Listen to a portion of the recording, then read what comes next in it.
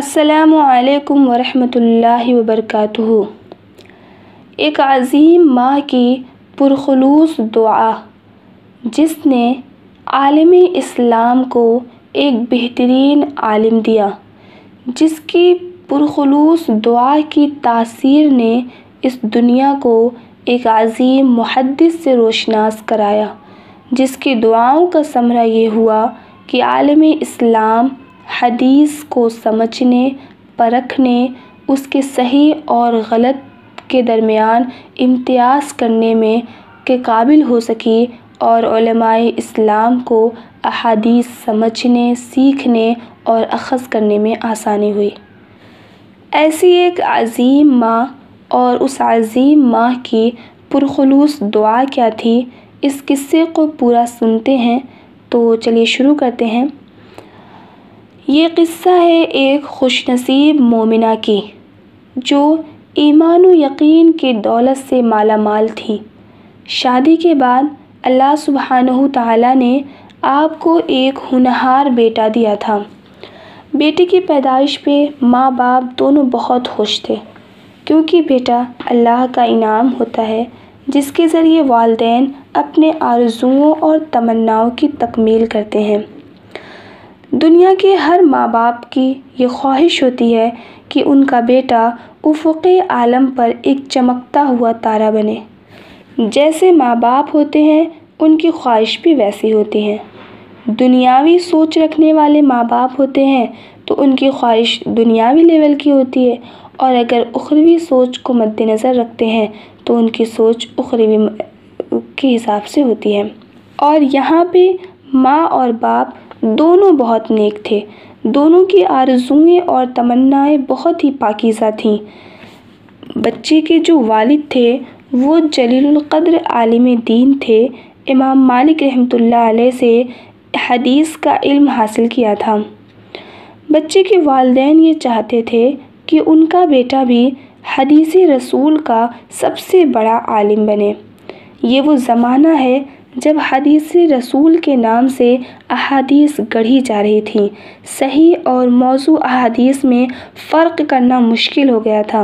ایسے موقع پہ ایک والدین کی یہ خواہش ہے کہ میرا بیٹا حدیث رسول کا ماہر ہو۔ کتنا اعلیٰ و عرفہ اور قابل ستائش ہے ان کی یہ سوچ۔ دونوں نے مل کر اپنے بیٹے کا نام محمد رکھا۔ محمد ابھی بہت ہی کم عمر کے تھے کہ ان کے والد جن کا نام اسماعیل تھا ان کا انتقال ہو گیا۔ محمد کی ماں بہت ہی حوصلہ مند خاتون تھی، اللہ پہ کامل یقین رکھنے والی خاتون تھیں۔ اللہ سے ان کا تعلق بہت ہی گہرا تھا۔ انہوں نے صبر اور حوصلے کے ساتھ اپنے شوہر کی عدم موجودگی میں اپنے بیٹے کی پرورش و تربیت کی طرف متوجہ ہوئیں، لیکن اس وقت اس ماں کو بہت بڑا صدمہ ہوا جب انہیں یہ پتہ چلا کہ ان کا لخت جگر جن کے بارے میں ان دونوں نے مل کر اتنے عظیم خواب دیکھے ہیں وہ دونوں آنکھوں سے محروم ہیں۔ وہ یہ سوچنے لگیں کہ ہمارا بچہ تو نابینا ہے، یہ علم کیسے حاصل کرے گا، کس طرح یہ بڑے بڑے علماء کے دروس میں شامل ہوگا، کیسے یہ حصول علم کے لیے دوسرے شہروں کا سفر کرے گا۔ اس سوچ نے ان کو بہت پریشان کیا اور وہ بہت زیادہ غمگین ہوئی۔ لیکن وہ اللہ کی نیک بندی تھیں، اللہ کی رحمت سے مایوس ہونے والی نہیں تھیں۔ انہوں نے اللہ کی رحمت کا دروازہ کھٹکھٹانا شروع کیا، پورے اخلاص اور سچی نیت کے ساتھ اللہ کے حضور گڑ گڑا کر رونے لگیں اور دعا کرنے لگیں، اے رب العالمین میرے بیٹے کی بینائی لوٹا دے، اے ارحم الراحمین میرے دل کی آرزو سے تو واقف ہے، تو علام الغیوب ہے، میری آرزوؤں اور تمناؤں کو پورا کر دے۔ ایک بار نہیں، بار بار بلکہ مسلسل ایک ماں اپنے بچے کی بینائی کے لیے سوال کرنے لگی اور اللہ سے مانگنے لگی۔ پورے اخلاص، سچی نیت کے ساتھ انہوں نے اللہ کے حضور دعا کی، تو وہ ارحم الراحمین وہ اس ماں کی دعاؤں کو کیوں نہ سنتا۔ اس نے سن لی اس ماں کی دعائیں، اور کیا ہوا، انہوں نے خواب میں دیکھا حضرت ابراہیم خلیل اللہ علیہ السلام خواب میں آئے ہیں اور کہہ رہے تھے یا حاضی قد رد اللہ علی ابنک بصرہ بکثرت دعائک، یعنی اے بی بی تیری دعاؤں کی کثرت کی وجہ سے اللہ تعالیٰ نے تیرے بیٹے کی بینائی واپس کر دی۔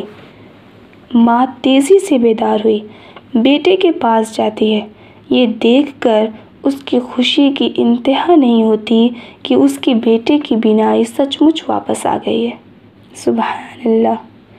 بے ساختہ اس کی زبان سے یہ الفاظ جاری ہوتے ہیں، اعوذ باللہ من الشیطان الرجیم، امن یجیب المضطر اذا دعاہ ویکشف السوء ویجعلکم خلفاء الارض مع اللہ۔ اے پروردگار، پریشان حال کی دعائیں تیرے علاوہ کون سن سکتا ہے، اور کون ہے جو بندوں کی تکلیفوں کو دور کر سکتا ہے؟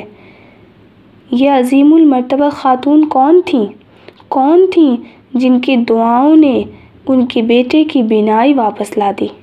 یہ امام المحدثین سیدنا محمد بن اسماعیل بخاری رحمہ اللہ کی والدہ ہیں۔ ہم میں سے کون ہے جو امام بخاری رحمۃ اللہ علیہ کے نام اور ان کے کارناموں سے واقف نہیں؟ حصول علم کے لیے آپ رحمۃ اللہ علیہ نے اپنی پوری زندگی وقف کر دی۔ احادیث رسول کو جمع کرنے کے لیے آپ نے مختلف شہروں مصر، شام، حجاز، بغداد، کوفہ اور بصرہ وغیرہ کا ایک بار نہیں کئی بار سفر کیا، 1000 سے زائد اساتذہ سے حدیث کا علم حاصل کیا، ایک حدیث کو اصول حدیث کی کسوٹی پر جانچ کر آپ نے جو کتاب مرتب کی اسے ہم سب الجامع الصحیح للبخاری کے نام سے جانتے ہیں، جسے کتاب اللہ کے بعد اصح الکتب کا درجہ ملا ہے، اور پوری امت کا اس بات پر اتفاق ہے کہ قرآن مجید کے بعد سب سے معتبر ترین کتاب امام بخاری رحمہ اللہ کی بخاری شریف ہے۔ عالم اسلام کی اس مہتاب اور علم حدیث کے اس بدر کامل کو کس نے تیار کیا؟ یقیناً ہم سب کا یہی جواب ہوگا کہ آپ رحمۃ اللہ علیہ کی والدہ محترمہ نے۔ اللہ سبحانہ وتعالیٰ آپ رحمۃ اللہ علیہ اور آپ کے والدین کو اس کا بہترین اجر عطا فرمائے، ان کی لغزشوں کو معاف کرے اور جنت میں اعلیٰ مقام عطا فرمائے۔ اس واقعے سے والدین کے لیے یہ سبق ملتا ہے کہ اپنی اولاد کی تعلیم و ترقی اور ان کے روشن مستقبل کے لیے ہمیشہ دعائیں کرتی رہنی چاہیے، کیونکہ الدعاء سلاح المومن، دعا مومن کا سب سے بڑا ہتھیار ہے۔ یہی وہ ہتھیار ہے جس سے تقدیریں بدل جاتی ہیں۔ دعاؤں کا اہتمام کامل یقین و امید کے ساتھ اور مسلسل کرتے رہنا چاہیے۔